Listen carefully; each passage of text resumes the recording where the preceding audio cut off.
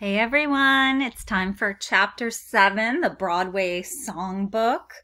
This is a pretty fun chapter. It talks about a lot of the kind of standard songs that became famous. It also helps to kind of set the stage, literally, I guess, for the modern musical.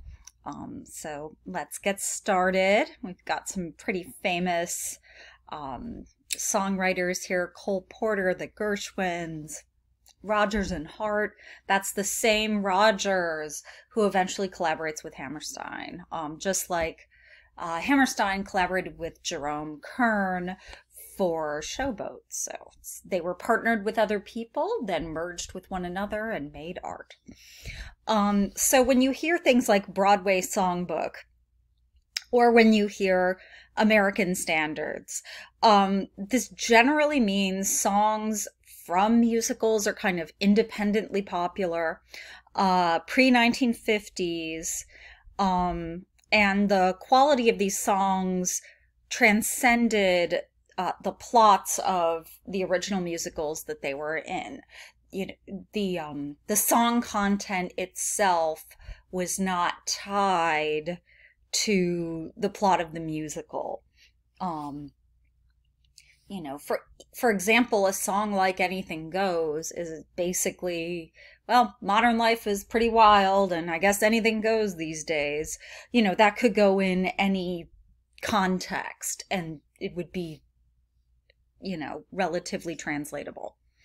And so these songs helped publicize the shows because oh, well, I'm going to get to hear that. I wonder what the dancing is like. And then the shows helped to publicize the songs. Maybe if it was all by Cole Porter, maybe there'd be one or two songs you would like. But, when you realize you like 10 or 12, that's money for the show and for the composer. So what then happened is things would change from selling one song at a time to basically a songbook, multiple songs for a musical that would include them. So you'd have a songbook for Anything Goes, or for, one of these other shows. The Gershwins, George and Ira, Jewish American composers from New York. Rhapsody in Blue was one of George Gershwin's most famous compositions of the jazz age. When you listen to it, you do hear the influence of the kind of Jewish American music and the Eastern European music. That initial instrument that you hear sounds a little bit like an oboe, but it also sounds like a klezmer, which is an Eastern European instrument. One thing that Stempel says here is, this is an era excited by words, crossword puzzles, new coinages, and it's almost drunk with a sense of inventing the native idiom afresh. And that's a great way to think about what some of these writers are doing. Porter does this as well. You just get these clever turns of phrase. This is maybe 50 years after you sort of start to have more common literacy, common education, maybe 20 years after you had the repeal of child labor laws. So you have cleverer audiences.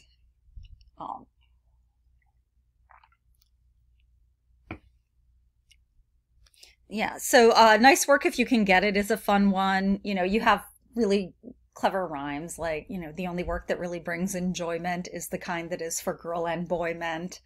Fall in love, you won't regret it. That's the best work of all, if you can get it. It's a cute, set of lyrics working together. And later, of course, you get someone like Stephen Sondheim, and even later still you get somebody like Lin-Manuel Miranda, where this type of musicality in language ends up becoming part of shows where it's seamlessly woven with plot, and that kind of helps to elevate some of the genre. Cole Porter, one of the major songbook composers, um, famous for being, clever, educated, urbane. You can just picture him with a nice little tuxedo in New York, holding a martini, making witty comments, the kind of glamour we all wish we had, whether or not we prefer a tux. I think we'd all look lovely in a tux, though. Ella Fitzgerald, the famous singer and interpreter of these standards, these songbook songs, she has several albums that are called, Ella Fitzgerald songbooks. And, there's the Cole Porter, there's Rodgers and Hart, there's Gershwin's, there's Ella and Louis Armstrong sing Gershwin together. As Black artists and interpreters of these songbook songs go, she's fantastic. I mean, I'll listen to pretty much anything, but she's just brilliant. Too Darn Hot from Kiss Me Kate is the one that I've got posted here. I figured for summer in Georgia, you get a little sense of what Cole Porter was working with. So yeah, and lots of strong songs for women. And, there were a lot of women who loved to record these works. Anything Goes is a Cole Porter show. So Love on a Boat? Yes. Okay, so we've had HMS Pinafore, we've had Showboat, now we have Anything Goes, so multiple loves on boats. It's the story of a woman evangelist. Again, this is, set in the 1920s, she follows the man she loves on an ocean liner, and he's following another woman. Meanwhile, public enemy number 13 is on board the ship, and everyone is so excited that there's a celebrity on board. Does he find love and redemption? Yes, because anything goes. Songs like Anything Goes and musicals like this one were like catnip for these early musical theater divas who would you cast as a woman evangelist? You're going to cast the person with the biggest voice you can find. Somebody like Ethel Merman, who was a confident older woman with a big voice, who contrasts to the younger ingenue part, and who could act and do comedy. Later works that we see in this class, you're going to find, similar diva type actresses as well. And so sometimes the song Anything Goes is done with a whole lot of dancing. Sometimes if you're a sort of diva actress playing it, you can sing while people dance behind you. You'll see at the bottom there in the 2011 revival, Sutton Foster, who's currently on Broadway in The Music Man with Hugh Jackman. She makes dance and song look effortless together.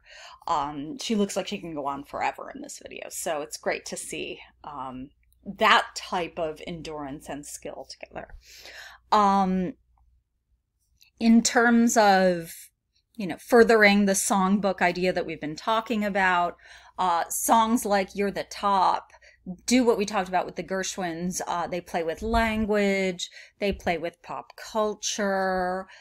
This one's a list song. The musicality of language comes out in it. Definitely give it a listen. And think about, again, how this could go in most musicals, as long as it's a musical comedy. So yeah, ballet and modern dance start to take over more as we move into like Oklahoma and later shows. Rodgers and Hart. So the way that they work together, and I'd like you to listen to some clips and think about how that works.